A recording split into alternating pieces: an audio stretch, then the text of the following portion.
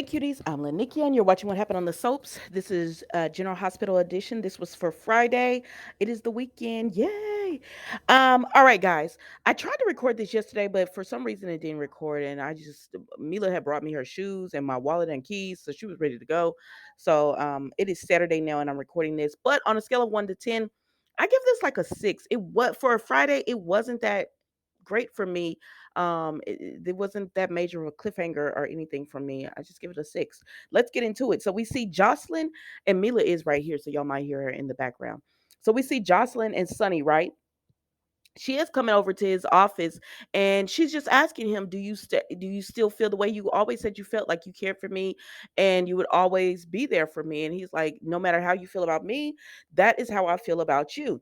And she said, okay, then I need a favor. And so he's like, have a seat.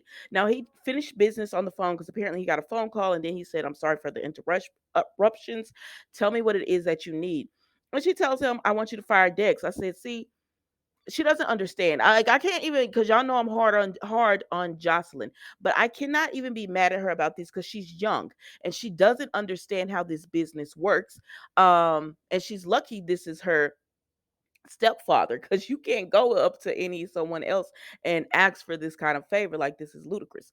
But so he tells her, bottom line, he tells her, if Dex comes to me and wants out, he can work that out with Dex, but she can't be the one to do that. And she said, you said you would do anything.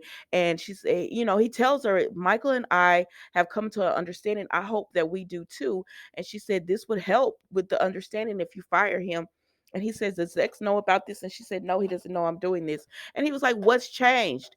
And she can't tell him that, well, I was cool with it when I thought you were going to prison, because that's exactly what it is. She didn't care nothing about Sonny going to prison. She was actually excited for him to go just so she could be with a man, child.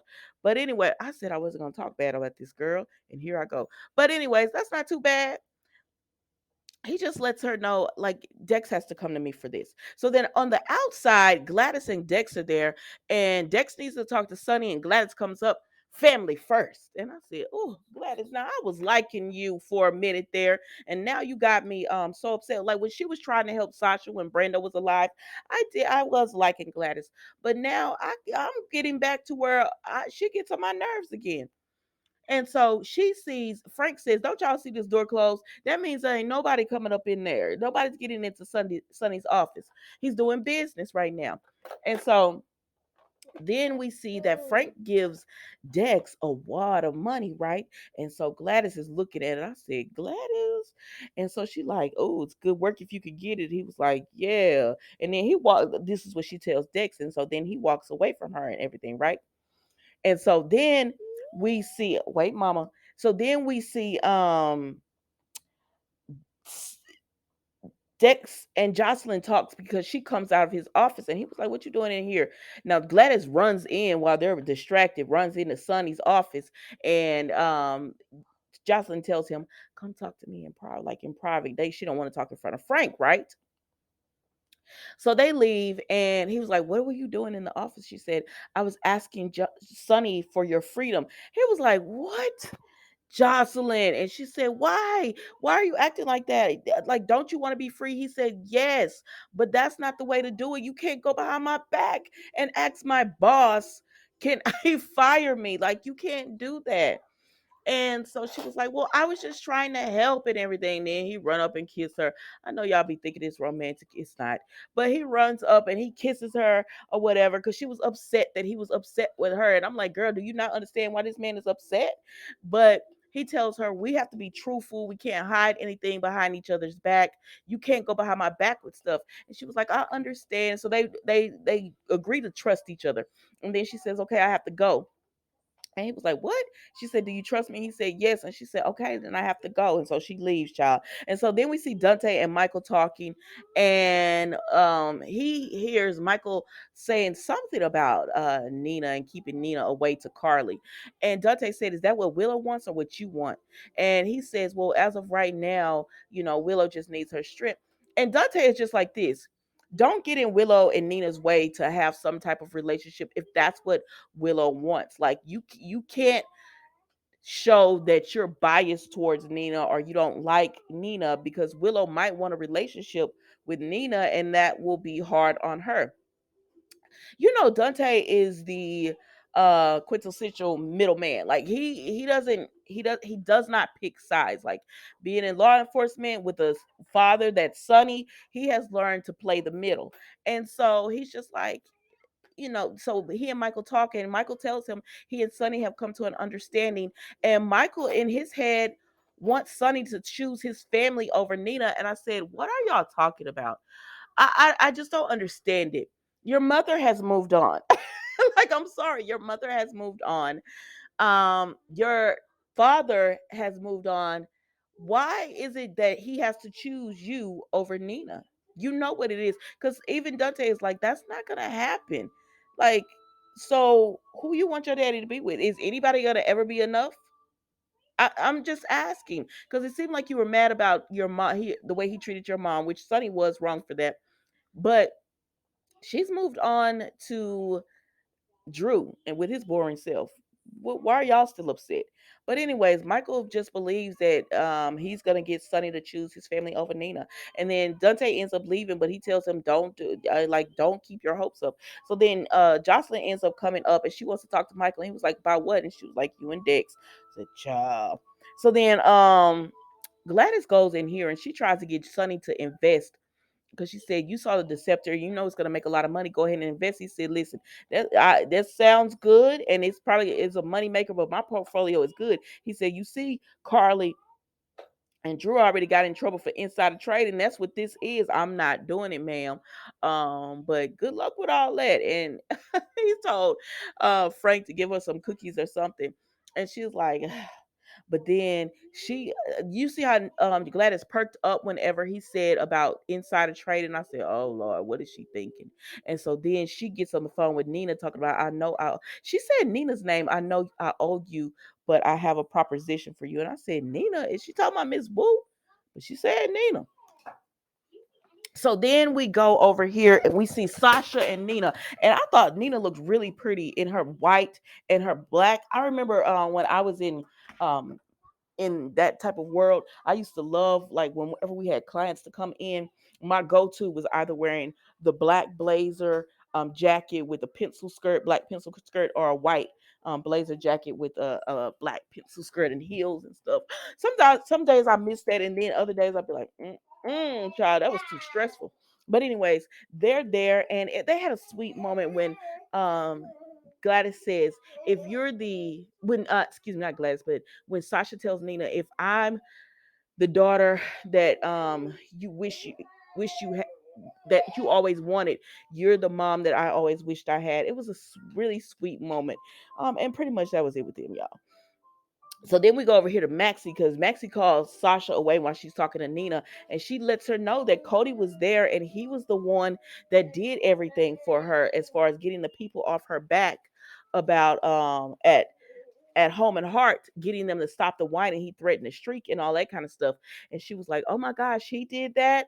And so then she's like, is he still at Kelly's, the pub? And she was like, yeah, from what Elisa said, yeah, he was. She said, I need to go talk to him. So then we see that Scott and Cody talk, and he's still trying to get Cody to sign this affidavit, but Cody don't want to do it because he knows the results. He's not the dad, like that's not his dad, but he's still trying to get him to sign the affidavit to say Leopold with his father. And then Cody says, "Oh, wait a minute," because he sees Liesl and James. So he talks to them. It was a sweet moment. It was a filler moment, but it was a sweet moment where he's reassuring James about, because he's going to camp and they have horses and he's scared. So they have a nice little moment. Then Cody says, let's go and get some brownies. So while they're getting brownies, that gives Liesl and Scott time to talk. And, they go over everything. He's happy that she's back and she's safe and all that kind of stuff. And then when it's time for them to go, he asks her, can I give you a ride? And she's like, where are you parked? And he says, like, right there and not far in the parking lot. And she's like, okay. And I said, oh, Liesl, forget this man. You know he love you. And so then Sasha comes running in because James, Liesl, and Scott leave. Sasha comes running in and she's like, Cody, because she wants to thank him for what he did for her. So then we go over here, child, to Portia and Taggart. Portia has made it up in her mind that she can separate Spencer and Trina. And Taggart already had told her, he said, listen, no matter what those DNA results say, I'm always gonna be Trina's daddy, and we got a good relationship. You're trying to get your relationship back with her from all that lying you did about who the father was of Trina. So she loves you, but she's not really happy with you right now. Why would you try to mess with Spencer and Trina? I said, first of all, ma'am, there's like I don't care what y'all say. This couple has the best chemistry on daytime TV. Trina and Spencer. They have the best chemistry, and they're the youngest couple out of all of them. So I'm like, girl, that you're not breaking up this little couple. All you're gonna do is throw them closer together. And Taggart says that as well. He's like, they're closer than ever now. Do I like Spencer? No, but he like Trina loves him, and or she likes him and she wants to get to know him, and he they see him trying to change. He's still not Taggart's favorite, but he sees a little change in Spencer, and he supports his daughter because he's like trying to separate him. Portia, all that's gonna do is bring them closer together. But Portia said in her ways, no, I want them not to be together. And so Taggart just keeps telling her, what you gonna do? And she said, I'm gonna come up with a plan or whatever. And Taggart says what we all been saying, girl, if you don't leave your daughter's relationship alone and get over there and try to talk to your husband, this man is trying to sleep with Jordan. And she says, Curtis, I can't be the only one trying to work on his marriage. I said, well, you need to grovel a little bit more. See, I told you from the beginning not to marry this man if you with this big secret that you had, but you went and married him, and now he's just upset. But Curtis be acting like he can't forgive anybody for anything. Now, what Portia did was wrong, but talk to her at least. He's not even trying to talk to her. And so she just like, I can't make this marriage work on my own. But he was like, okay, girl, but you need to try. He said, now I was upset with you too, but I can forgive you. So I know Curtis, just talk to him. And she said, well, I've tried and he's not hearing me. So I got to focus on Trina, the other love of my life. Okay, keep focus on her. You're going to be right there sitting by yourself while Trina with Spencer. So then we go over here to Jordan and Curtis and this awkward quick kiss they have going on. So he tells her, let's go somewhere. And she was about to go, and then Jordan, thank gosh, Sandy and LaShanta, she stopped and she said, uh-uh. You know what? I'm gonna go ahead and end this because we're about to leave on a Saturday. You know what? I'm not gonna do this only because you need to know who you want. You don't know if you want me. You don't know if you want Portia. Like at the end of the day, you're hurting right now, and you got a lot going on with Trina and the DNA. You're upset. You're hurting, and I'm not gonna do this with you. And I said, yes. Jordan, stand like have some standards and some boundaries. And he says, I know, but this thing between us. She said, yes. And she said, and I never wanted to end our marriage, but you did because you didn't trust me. And she's like, it really is for them, even if they have love for each other, it's the wrong time. And she said, and plus, I hear the way you're talking, you're getting restless again. I said, is Curtis about to leave the show? Cause y'all are telling me that Portia's brother is about to come. If they let Curtis leave when Portia's brother about to come, I'm gonna have words with General Hospital about okay. But anyways, so she's like, I can't have this with you right now, Curtis. Even though she wants to, she's not gonna do it because he doesn't know what he wants. And you who wants to be with a man and he's confused? I told y'all that we're not trying to have a Brooke Taylor and Ridge over here.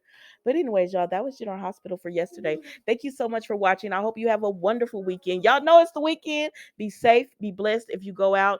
And again, thank you so much for watching. I will see you next week for all new episodes of What Happened on the Soaps General Hospital Edition. God bless. Goodbye.